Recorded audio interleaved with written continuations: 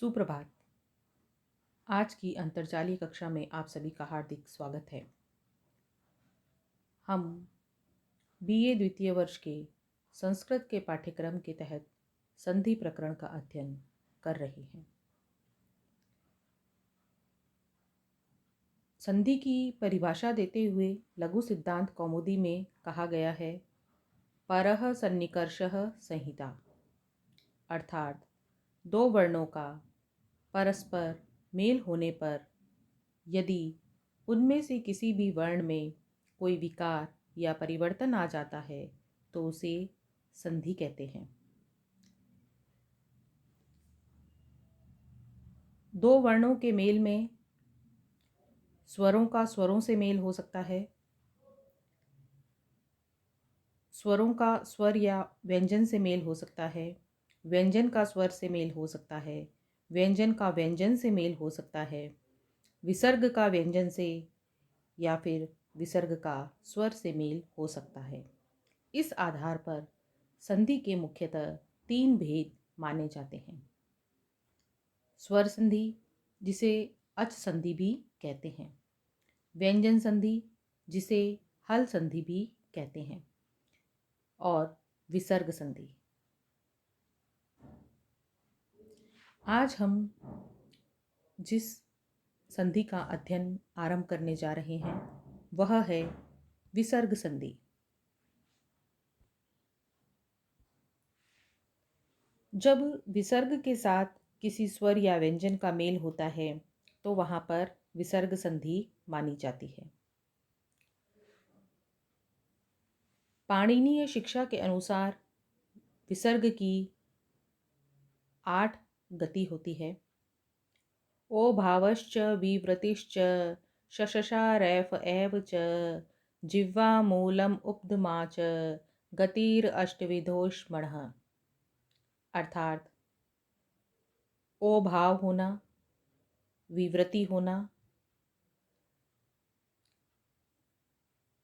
श श स होना, रैफ होना, जिह्वामूल होना और उपधमानीय होना, यह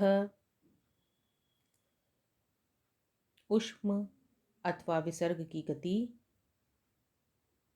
होती है, जो कि 8 प्रकार की है। इस आधार पर जब ओ भाव होता है विसर्ग को तो उत्व विसर्ग संधि होती है। जब विसर्ग को विवृत होता है तो वहाँ पर लोप संधि होती है। जब विसर्ग को श श स आदेश होते हैं तो सत्व संधि होती है।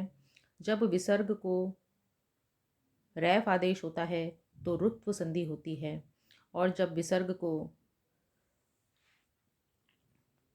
अर्ध विसर्ग सदृश चिन्ह के बाद क ख आदेश होते हैं तो जिह्वामूल्य,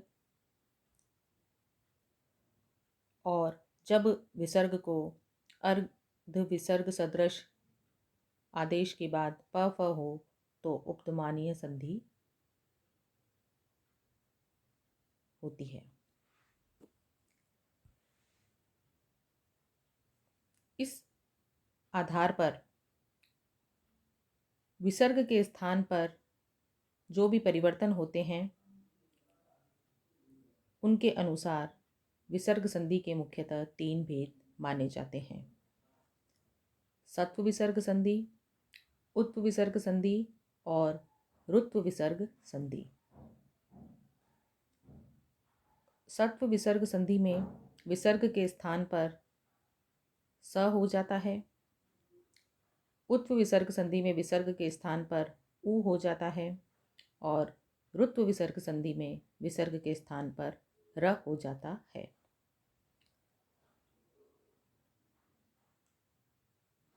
विसर्ग की 8 दशा के आधार पर विसर्ग संधि के अन्य भेद भी हैं, जैसे कि विसर्ग लोप संधि।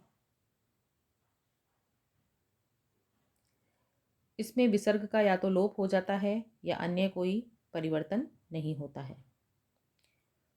विसर्ग लोप दीर्घ संधि, इसमें विसर्ग का लोप करने के बाद में उसके पूर्व में स्थित ह्रस्व स्वर को दीर्घ किया जाता है।